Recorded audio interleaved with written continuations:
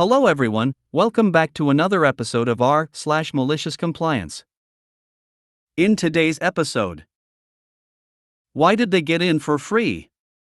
Let me fix that. Can I speak to your manager? I'm late? Well, now I am late with croissants. No more overtime.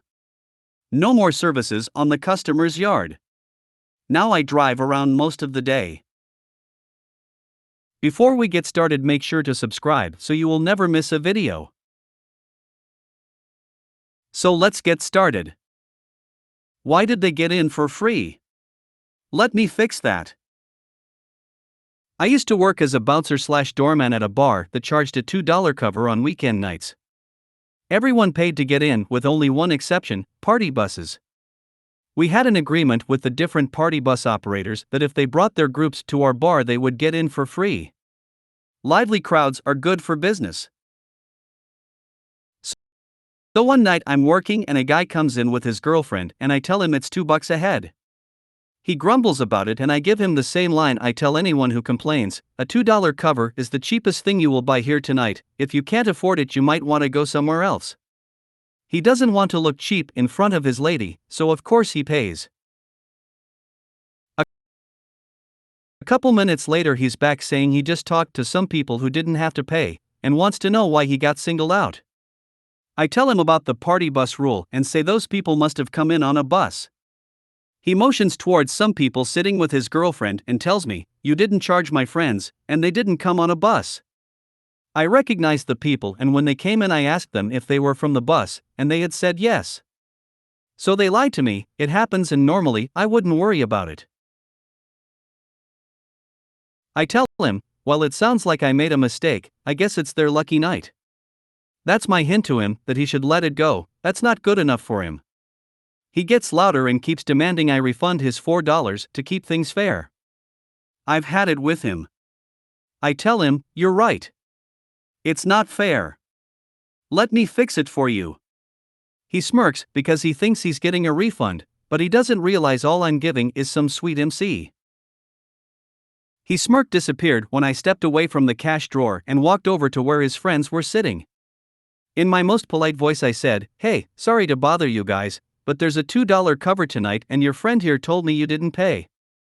I must have misheard you when I asked if you were with the party bus, but I need to collect the cover from you now." The looks of betrayal they gave him were priceless. I collected their covers, smiled, and loudly thanked him for being so honest. Then I walked back to my post and watched them proceed to rip him a new one. Can I speak to your manager? A few years ago, I worked as a cashier at a fast food restaurant. I don't eat fast food, so I don't know how it is with other places, but with this establishment, nothing was free. "You want sauce with your tacos? That's 50 cents, please. Substitute your sour cream with guacamole? Sorry, you have to pay for that. You want ranch with your salad? That'll be extra." All of these prices were very prominently displayed on a giant menu in the middle of the lobby, by the way. Now, I was paid minimum wage. I, nor any of the other cashiers, could not care about all that. It also made the prices ridiculous, as a lot of customers naturally wanted add-ons. So, usually, we wouldn't charge for most of those things, but we could only get away with that when our manager was not in the front, as she was the strict type. Yell at you in front of the customers for giving away a free sauce type. On a slow day, an older woman walked in and ordered a salad. By the time it got to the register, she'd loaded it with a bunch of extras. To be completely honest, there was no rhyme or reason to what I chose to charge people for. It really depended on my mood. Her salad was pretty accessorized, so I felt like I had to charge for something, but I was having a good day, so I just rang her up for the salad and extra guacamole, and that's all. It was something like $12.50. She immediately started to complain about the price. I explained to her that it was $11.50 for the salad and $1 for the guac. That's ridiculous. It shouldn't cost that much just for a salad. Even $11 is way too much. I'm sorry, ma'am, but that's the price that's on the menu. Why did you raise the price so high? A salad should not cost that much. I tried to explain that I was only a cashier and did not, in fact, control the menus, but she would have none of it and only grew increasingly rude. Then, she dropped the classic, dreaded line. Can I speak to your manager? I hesitated, looked her in the eye, and said, You don't want to do that. No, get your manager. Right now. So I went to the back and told my manager that there was a customer who wanted to speak with her. She came to the register with me, looked at the salad, looked at what I rang up, and immediately started going off about how I didn't add the salsa, the chips, the house dressing.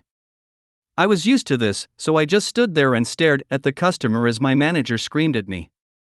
The customer stared back, dumbfounded, as my manager took over the register, corrected the order, and left without acknowledging her at all. The salad came out to be around $16.50. The woman paid and left without another word. I'm late? Well, now I am late with croissants. My high school had a system that every time you were late you had to go get a stamp. Collect 3 stamps and you have detention.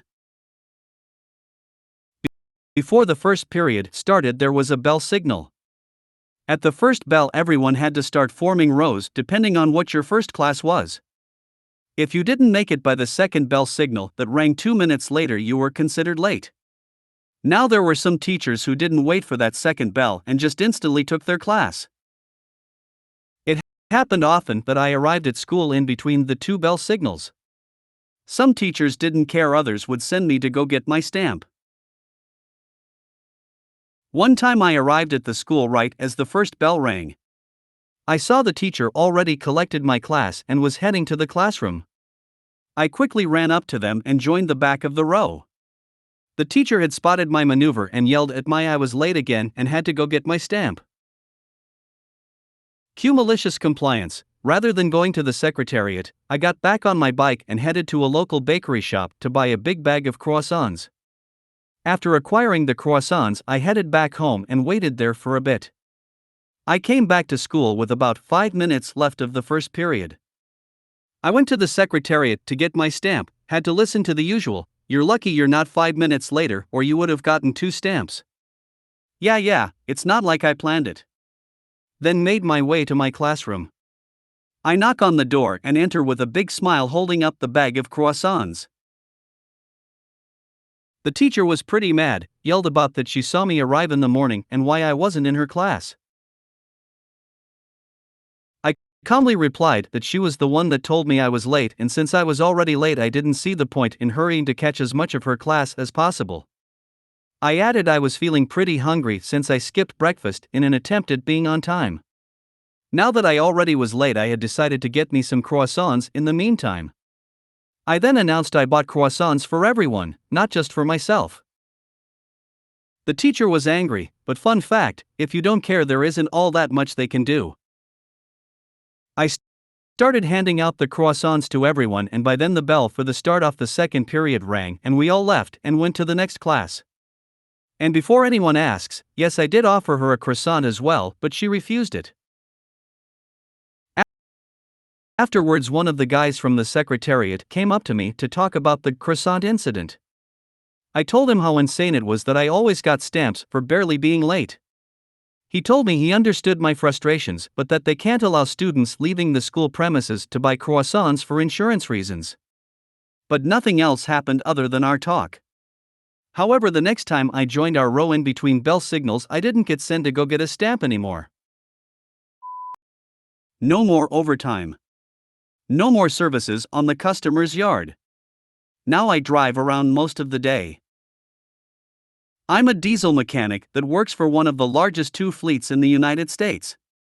My job is to work off-site for a single customer which is on one of the largest middlemen of the product they ship in the US.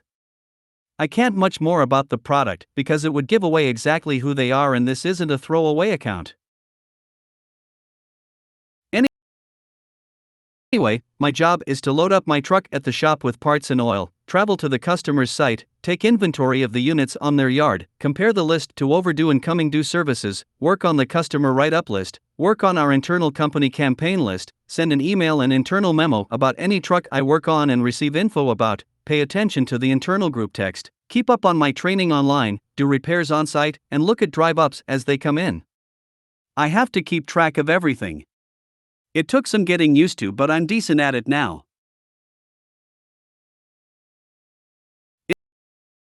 In the state I work in, the law states that during our required 30-minute meal period we are to be paid if we remain on the clock or have to do anything work-related during the meal period. My first few days I clocked out for lunch but was immediately interrupted by a drive-up. Our timekeeping program has no allowances or adjustments to state that I had to work on my meal period. I don't mind working when I'm trying to eat, so I simply don't clock out for lunch as I tend to nibble through the day anyway. The customer likes that I'm always available and I get 30 minutes overtime every day. With the days I work, I get 2 hours overtime every week. If I work a day extra, I get a lot more. The customer is happy, which makes my boss happy, which gets me more money and makes me happy. Win-win-win. Last week I was notified by my company that we're now on 0-minute overtime and we must take our lunches and breaks.